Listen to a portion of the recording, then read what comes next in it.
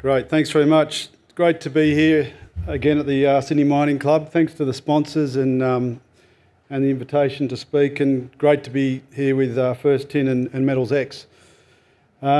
Stella's been around for a while, I think 10, 12 years. I think they picked up this project about 10 years ago, and like Brett said, it's probably been starved with their exploration. This has been starved of capital to actually advance the project. But we've had a really transformational last 6 to 8 months. We've attracted some good investment. We've completely reconfigured our board, and I'll run through that shortly.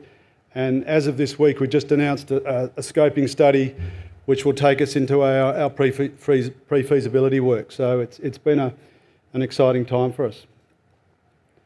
Just the disclaimers. We're obviously West Tasmania, fantastic place to be working. We own 100% of the Heemskirk tin project. It's the highest grade undeveloped tin project in Australia and third globally. Great infrastructure. This is a mining area. I've been working in West Africa for the last 7 years, and going from West Africa to Tasmania is a joy. There's so much infrastructure. They're welcoming. We've been in and seen the EPA.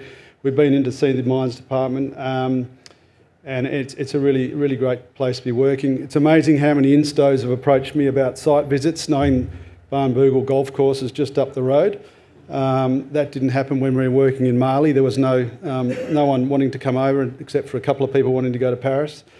But look, a great place to be working. I was surprised how mining friendly it is there when we first went down there. The town's supportive, the people are supportive, and we really like working there. As I said, we've just put out a scoping study, which I'll run through shortly. We've started our pre-feasibility study. We've got 2 rigs going at the moment. We're completing a 9,500 metre drill program, which is a combination of updating our resource, extending the resource, but also having all those inputs that we can put into the feasibility work, sampling for ore sorting and for metallurgy, etc. As I said, we're well funded. We've got about $12.3 million in the bank, and we're really well positioned to capitalise on the looming tin shortage and moving forward on our project. Just quickly on the board, as I said, we've reconfigured the board over the last 6 to 8 months. I stepped into an executive role about 6 months ago and brought on Andrew Boyd, who's here today. Andrew and I worked closely on a company called Oklo Resources for the last 7 years in Africa. We went to Mali. We found just under 1 million ounces of gold, and then we sold it to B2 Gold in September 22. And having seen this asset and getting involved in this asset, we're excited to move this one forward. We've got some good investors have come on, Nero Resource Fund, about 15% of us in Paradise and Regal. And the money we've got now will really put us in good stead to do all our feasibility work over the next 12 to 24 months. And it's great paying drillers in Aussie dollars instead of US dollars like we were doing in Africa. So the dollars go a lot further in this part of the world with our exploration. Just location-wise, Brett was talking about Renison. They're just up the road, about 18 kilometres. You can see they're up to the northeast of us. And the Avery nickel mine is to the west of us, about 8 kilometres. That's currently in administration and about to go into care and maintenance. So there's lots of infrastructure and mills around us. We've got options, either standalone, toll treating, and we'll investigate all those options as we move forward.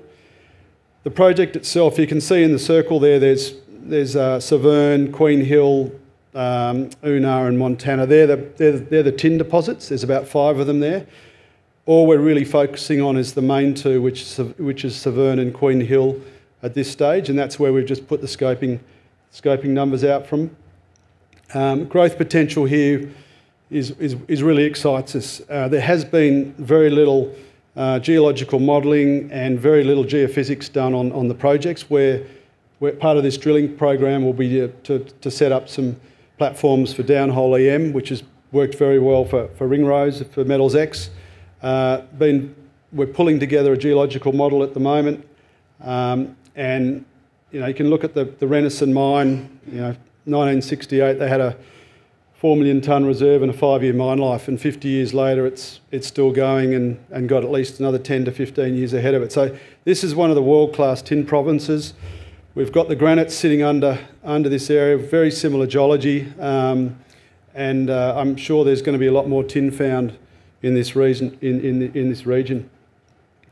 Low environmental impact. This will be a small underground mine, low footprint, 100% renewable energy, and energy costs for us in our scoping study is about 18% of our costs, and we can literally tap into a power source. We can see the transmission line which runs over the hill to the Avery mine, and we can easily tap into power, and which is great.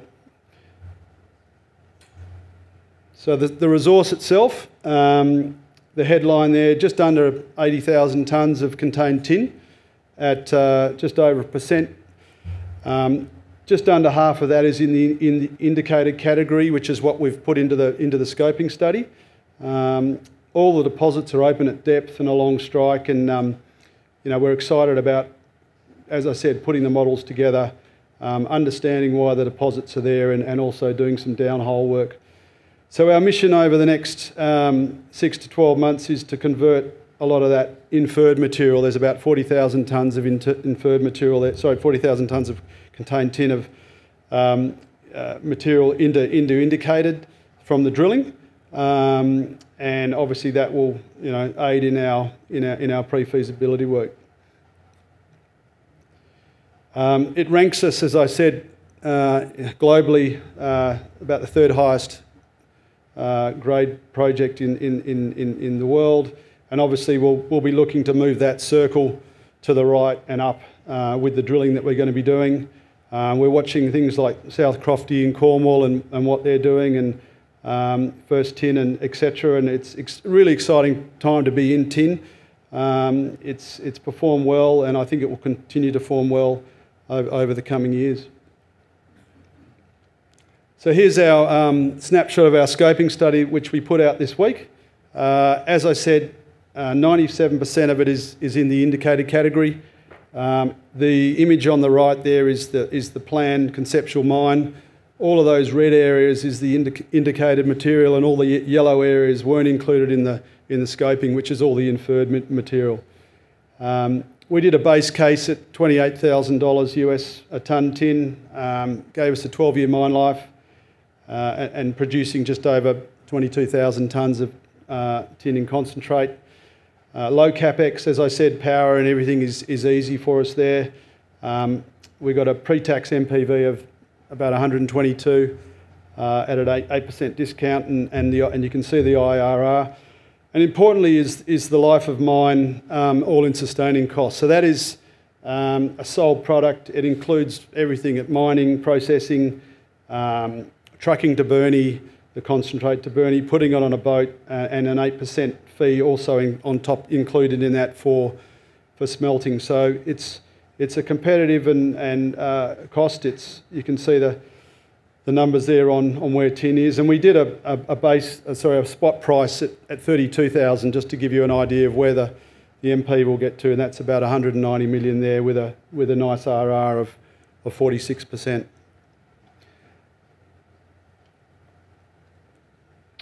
The layout here, I've put this in here to show you that image on the right. The top of the hill there that's the Queen Hill, where the Queen Hill ore body daylights. You can see the scratchings on the surface there. A lot of that work was done in the 1890s, 1900s when they were mining the silver, lead, zinc out of the top of these systems, and obviously they couldn't treat the tin back then.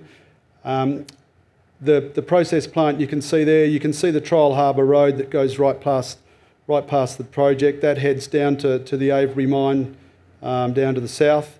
But the beauty here is the town of Zeehan sits in that top right corner.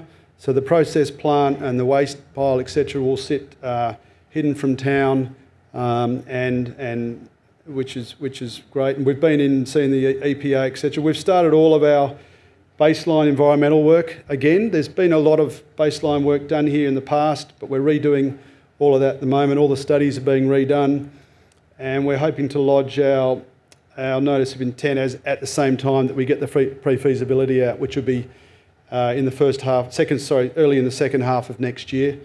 And at that stage, we'll have all that baseline work. We've started the work about a month ago. So low environmental impact here, on-site processing, tailage storage, etc., and obviously working through all those studies with the pre-feasibility work. So the upside potential, mining rate. If you have a look at the study, we put out the study showed that we could actually sustain a mining rate up around 700,000 tonnes per annum.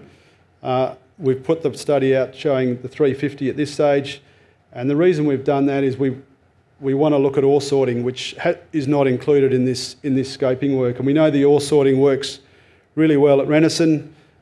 We know that multiple tin companies around the world are using ore sorting to upgrade their material. And I'll show you a slide shortly on the early stage ore sorting work that was done here in 2017, 2018. But if we can get ore sorting to work and mine at a faster rate, put it through the ore sorter and then build a smaller plant, it's going to have a lot of benefits for that NPV as we move forward. So we're optimising that work. Part of this drilling we're doing will be collecting enough core, particularly from the Queen Hill deposit, to do that work. A lot of the drilling in the last couple of years has been from Severn. We've got enough core to do the work from there. And you can see that image on the right there is, the inferred material on the top of that, on the left there, converting that into an indicated as we move forward. We're well leveraged to the tin price, as is shown in the tin price sensitivity chart at the bottom there. And this project will make money in really good cycles. It'll make a lot of money, and in bad cycles, it'll still be making money. So just on the ore sorting, this was work that was done 2017, 2018. There hasn't been enough of it done to include in the scoping. This was a few samples that were done at Severn, where they put in a 1.3% sample. They got rid of 57% of the waste, upgraded the grade there, you can see, and got a tin recovery of about 87%. So that's why we want to do this ore sorting. If we can get rid of 30-40% of the waste and not have to put that through the mill, obviously we can build a smaller plant and mine at a quicker rate. So all of that work's going to be done in the next 6 to 12 months. Just a snapshot, a long section of Severn. Why do we think we can grow the resource? You can see inside that black line on the right-hand side is all of the indicated material, and outside of that is the inferred material. So you can see it's open at depth. You can see those blocks there are 100 metres. So there's very little drilling at depth and a long strike from the ore body. We're now targeting some of those zones with our drilling, with our rigs on site. And we'll also be doing downhole EM once we've got some platforms on the outsides of the ore body. And you can see the grades there and some of the drilling we've hit in the last program before we stopped drilling to put the scoping together. And I can't stress enough again about doing geophysics and putting this geological model together. We're excited what we're seeing in that study already. There are the rigs on a nice day in Tasmania.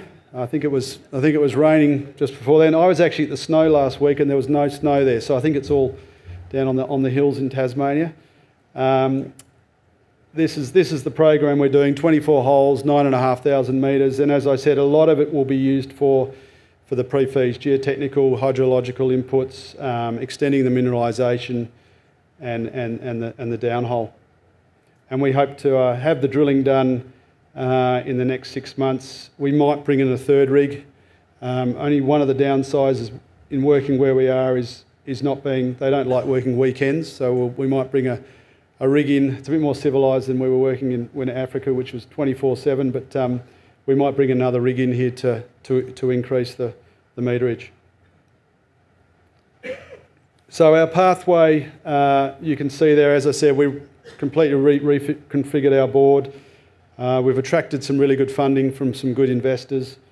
We've put out our scoping study, and our aim is to have our pre-feasibility study out early in the second half of next year. Brett touched on this earlier, but just a couple of quick slides on tin. It was smarter people than me have commented that it was the number one metal most impacted by new technology. As Will said, 50% of it goes into solar. So everything you've got, your phones, your washing machines, your cars, everything electrical has tin in it. And there is a growing demand, and the supply side is really being threatened by where it's produced in parts of the world, which is this slide here. You can see global concentrate production is about 300,000 tonnes per annum. Of that, about 70% of the world's tin comes out of unreliable jurisdictions: China, Indonesia, Myanmar, Peru. They banned tin mining in Myanmar State in 23, and they've banned all unrefined tin exports in 23 out of Indonesia. That makes up 34% of the world's tin supply. It's slowly coming back on stream, but as Brett said, we've also scanned the world, and we can't see, another big project coming on in the near term. We were up at in Malaysia a little while ago at the International Tin Conference, and there was also no talk of something coming on and swamping the market. Alphamin, yes, is a fantastic project, 4% tin, but it is also in an unreliable jurisdiction. So we're excited about the prospects for tin and where it's going. And the bottom line is we've got a project already with a really compelling all-in sustaining cost, as I mentioned, of about $18,000 US. And look, that's pretty much it. That's the summary we've been through. We're looking forward to continuing to drill and do the work well and get it done. We're looking forward to taking any investors to Barnbougle. If you do play golf, you can come and have a visit. Looking forward to getting on with the work, and thanks again for having us.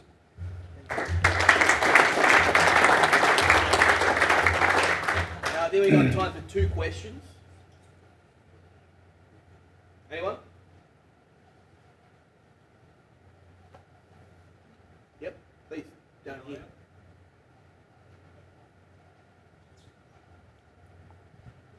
Evening. Thanks for your talk. Ben from Gecko Systems. Come from Melbourne. Saw a triple header of tin, and I didn't want to miss it. Having worked on ore sorters and ore sorting at Renison for a few years, you're very brave to bring up minerals processing in this kind of environment. I've never heard people talk about minerals processing before, but are you considering what to do with all the fine material that generally bypasses an ore sorting circuit? And how leveraged is your project to ore sorting working for you versus conventional processing? Yeah, so the scoping study you saw has no ore sorting in it at all. So we haven't included it in it all. So as I said, there wasn't enough work done in 2017, 2018. Yeah. So that's a base case where we're at today. Going forward, we're going to look at ore sorting. All upside then? All upside. So if it doesn't work at all, that's the base case. It works. If it works, if we can get it to work 20%, 30%, 40%, I'm not a metallurgist, but we've seen from the early work that it works. We're in the same geological environment as Renison. It's, we know that there's a good chance that we can get it to work. On the fines, look, that'll all come out in our network as well. We're using a company called Minassist, who did a lot of the work on this area. They're out of Melbourne, actually. Did a lot of work on the early met here. We're using them to look at the fines, etc. So we'll have all that for the feasibility. But there's no ore sorting yet in that scoping study. Thanks. Anyone else? One more? No, I don't think so. Great. Thank you so much. Okay, thank you. Appreciate it.